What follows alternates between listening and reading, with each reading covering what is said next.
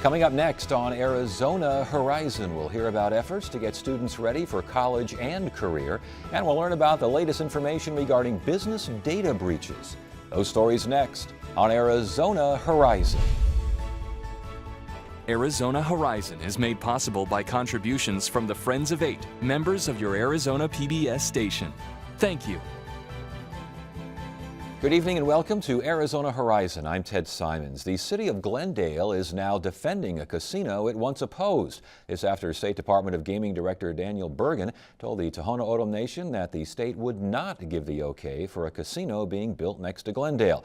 Bergen says the tribe committed fraud by not disclosing plans to build the casino during state gaming compact negotiations 13 years ago. Glendale City Attorney Michael Bailey said that the state's opposition threatens over 1,000 construction jobs, even more permanent jobs, and an economic boost to the area. 2 years ago, a federal judge ruled that the state gaming compact does not prohibit more casinos in the Phoenix area, but that ruling has been appealed. And a contempt of court hearing starts tomorrow for Maricopa County Sheriff Joe Arpaio. At issue is whether or not Sheriff Arpaio and Chief Deputy Jerry Sheridan intentionally violated orders given by U.S. District Judge Murray Snow after Snow's ruling that the department had racially profiled Latinos. The sheriff and his chief deputy have admitted to civil contempt for failing to follow some of Snow's orders.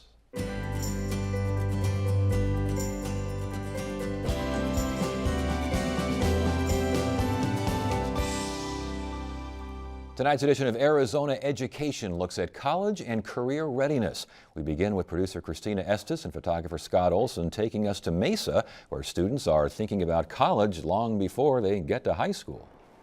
I would like you to talk about on a Thursday afternoon, any upcoming anxieties that you have about finishing 8th grade. About 15 students gather in the library at Rhodes Junior High. What classes did you register? I registered for all honors core classes. They receive praise. Well, you'll be good. That'll be great. And warnings.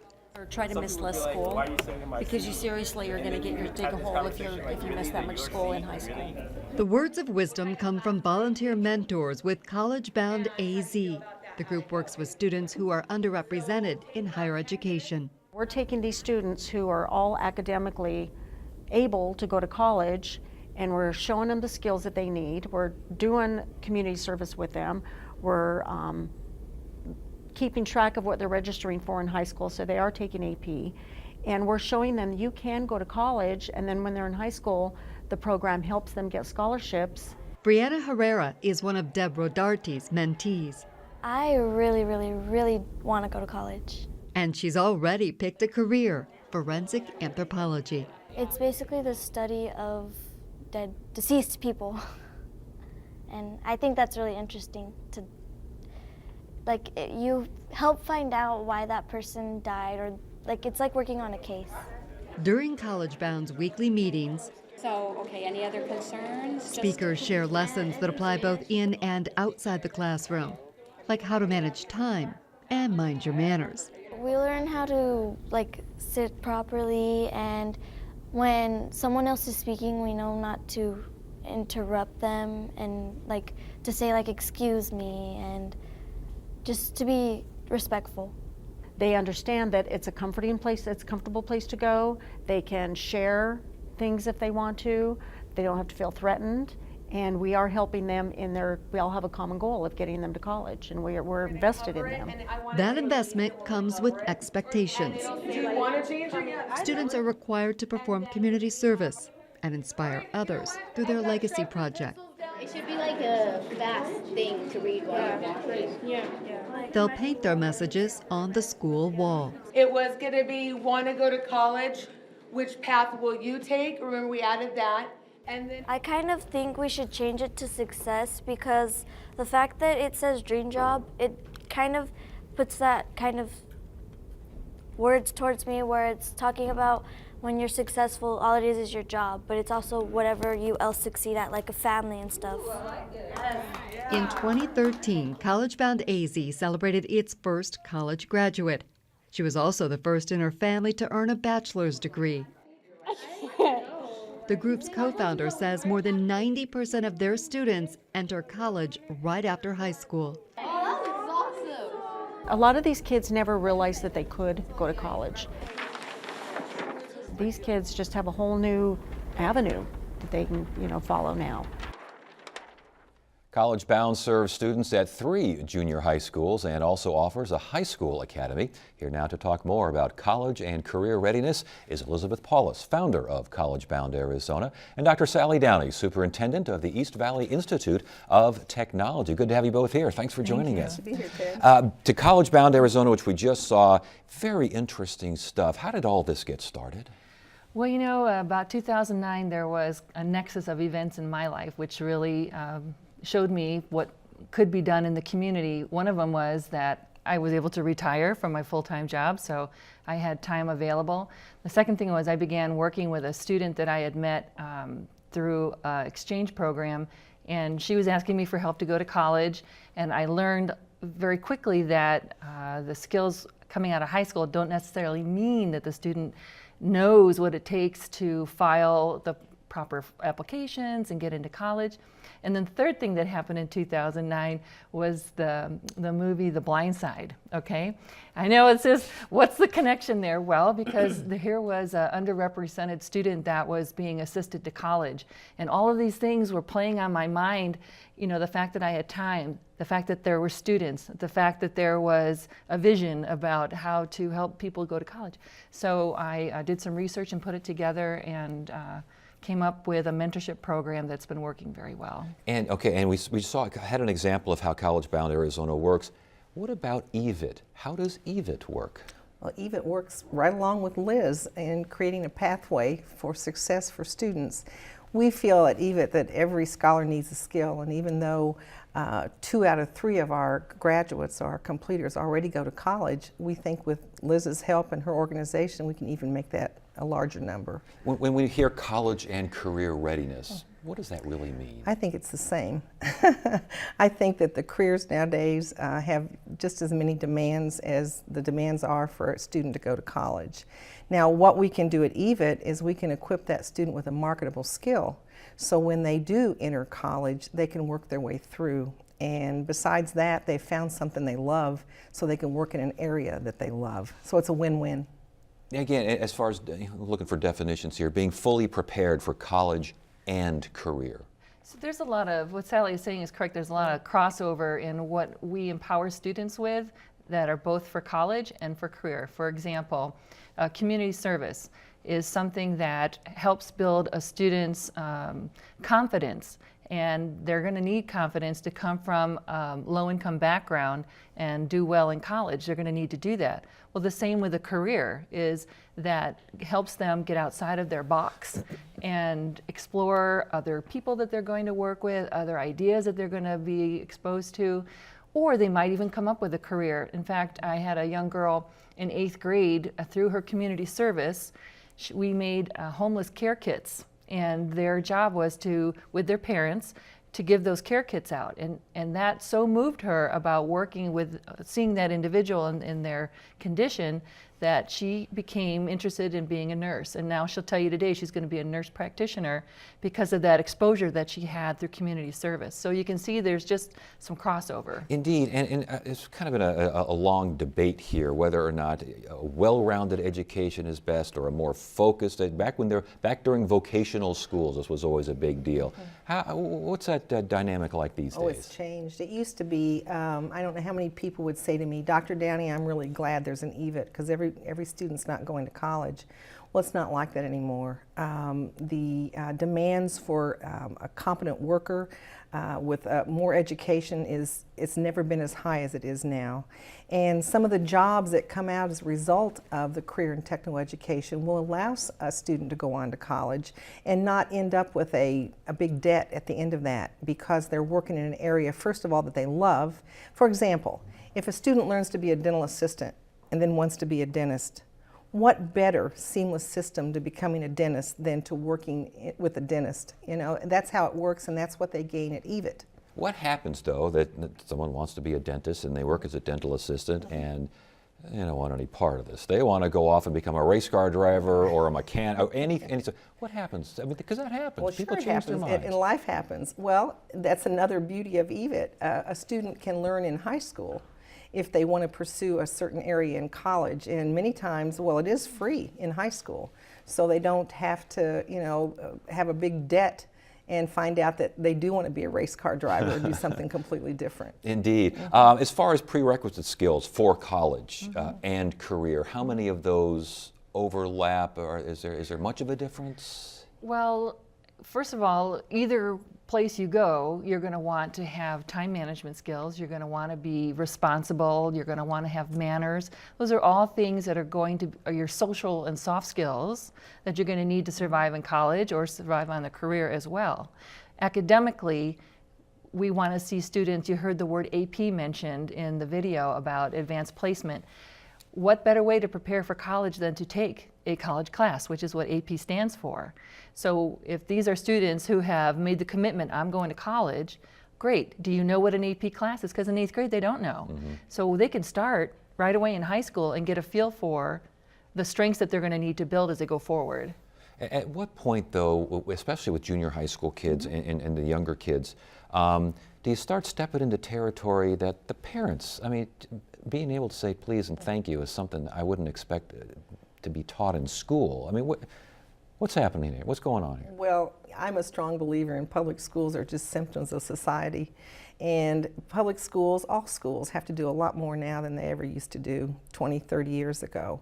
But it's still, I think it behooves all of us as educators to teach students to say please and thank you. Yes. And that's all part of it. And that's part of the training at EVIT, because we want to make sure that they're job ready and hopefully career ready. And the soft skills play a big part of that. In general, are schools expecting enough of kids?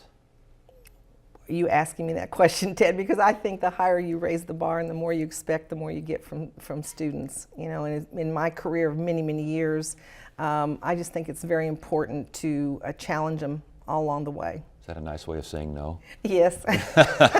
Do you think that schools are expecting enough of kids? I have had many children go through I have 7 kids, and they've all gone through the Mesa school system, and I know how hard they worked, and I know what demands were placed on them. And so from my vantage point as a parent, yes, I think that the school is challenging enough for the students.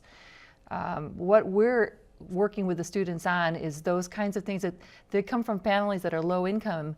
Many have not had parents that went to college, and they don't know how to prepare the student to take the next steps after high school and find how to fill out the applications. I know it's hard to imagine, but it takes a particular knowledge to be able to do the applications and do them timed properly.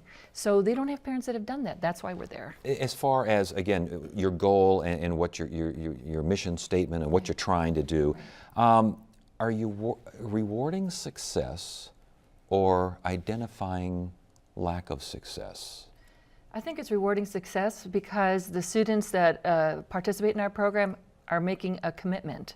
We, after the in-school program, we're on a weekend program, and they have to show up, because I tell them, if I can't reach you, I can't teach you.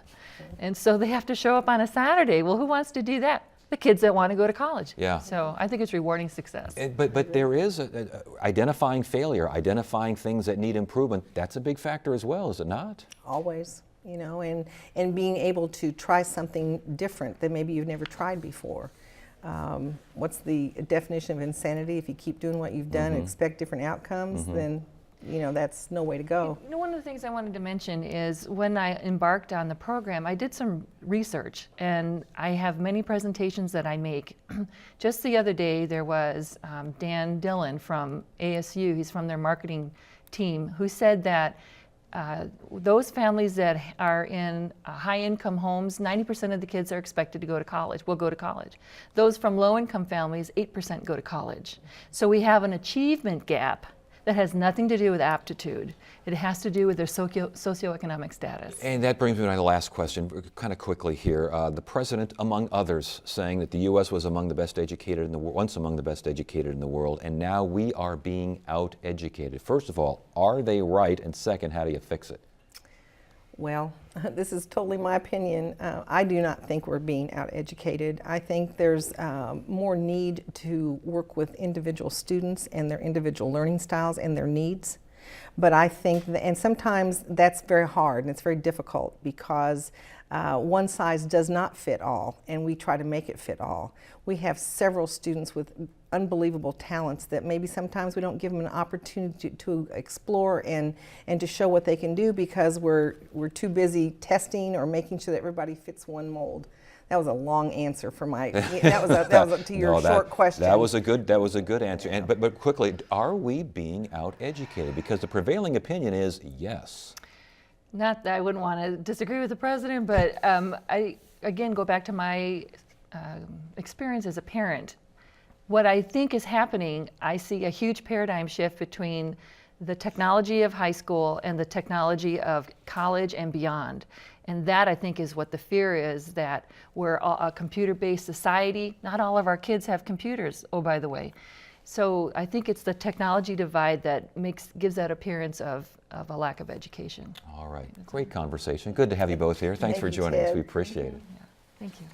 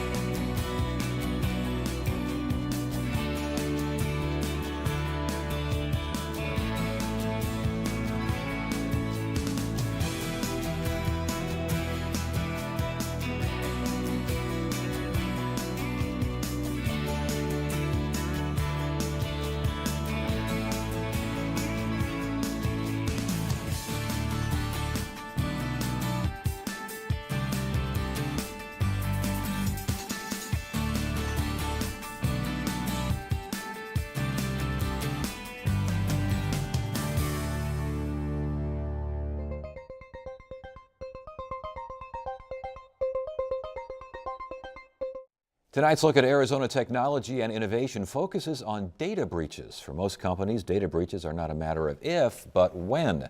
So what can companies do and what mistakes can be avoided when it comes to securing data? For the answers, we welcome Michael Kelly of Jennings Straus Salmon Law. Good to have you here. Thank you. It's good to be here. I got a bunch of just probably some pretty basic questions for you, but we'll just see how we go here. Data breach, how big is that problem? It's huge and it's getting worse. Current estimates suggest that data breaches are costing companies approximately $400 to $500 billion a year in damages, and the U.S. Takes the brunt of that at in excess of $100 billion a year worth of damage due to data breaches. And we hear a lot about retail, the major big box stores getting hit. But from what my reading in this, most breaches are in the healthcare sector. Is that correct? Healthcare sector is particularly vulnerable because of the nature of the information. When you have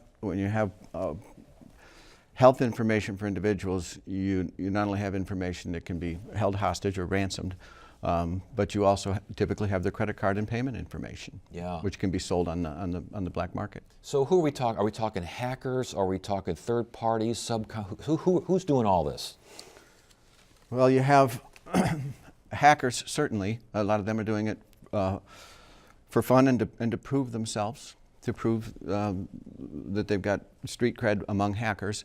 But increasingly we have state-sponsored terrorism, cyber terrorism. And we think longer term that's the growing threat. Not just longer term, it also poses an immediate threat. It's been said that World War III is not going to be fought with guns, but with computers, and we're seeing that. Are they getting smarter? Are we getting more like a daisical, combination of both? What's going on out there? They are getting smarter. There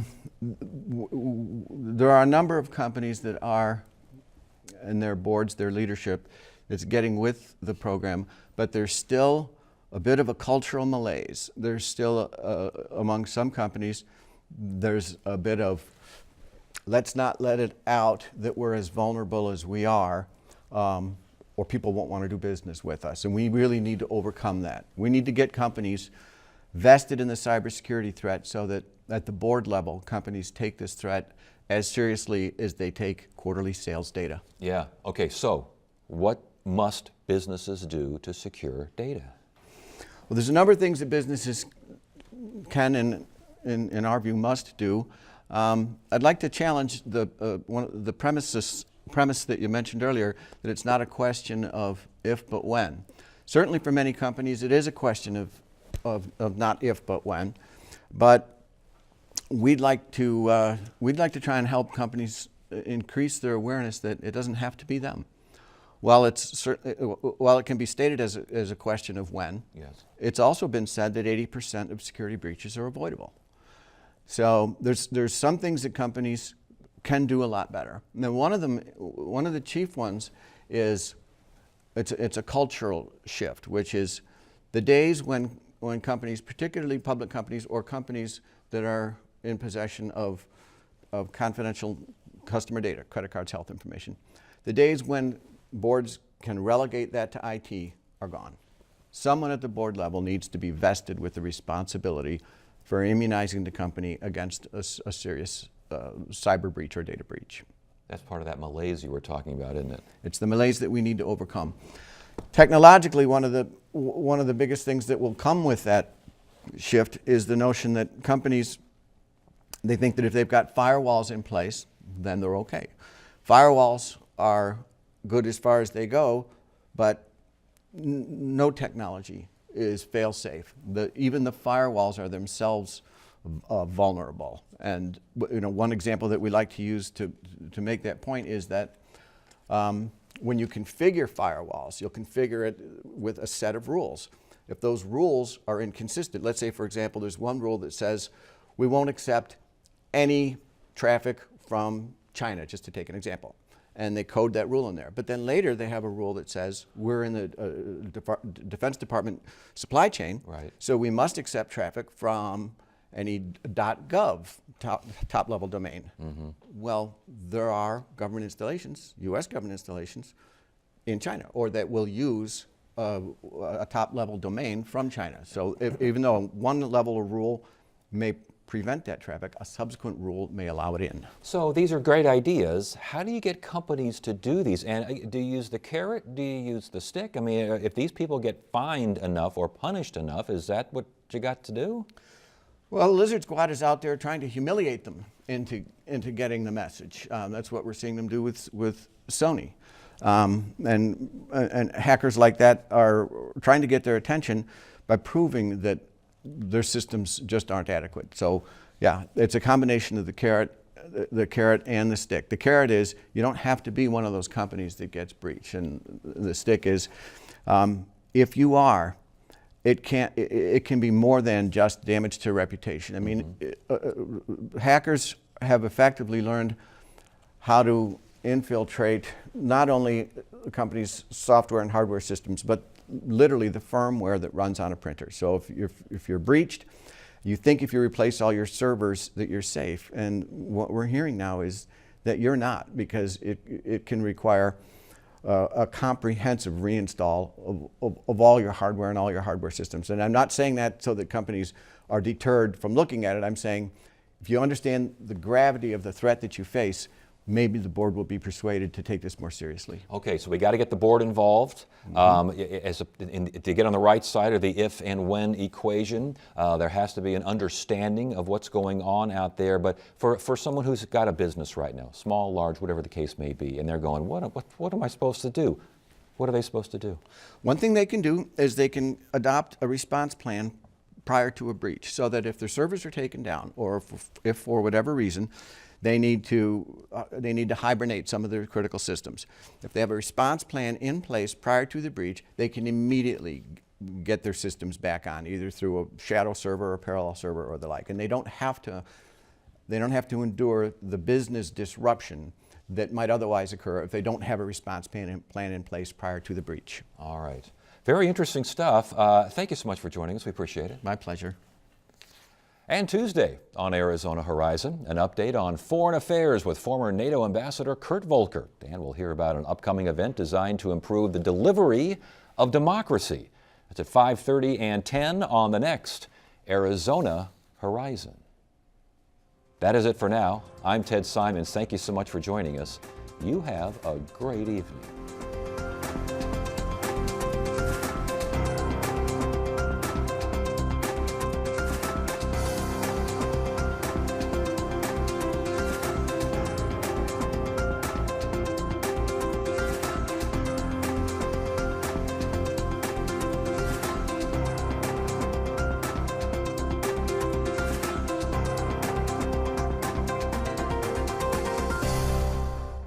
Arizona Horizon is made possible by contributions from the Friends of 8, members of your Arizona PBS station. Thank you. Helios Education Foundation is proud to underwrite Arizona Education, a 12-month series highlighting the issues affecting college and career readiness of our students. Through a decade of strategic partnerships, Helios is working to change lives and strengthen communities through education.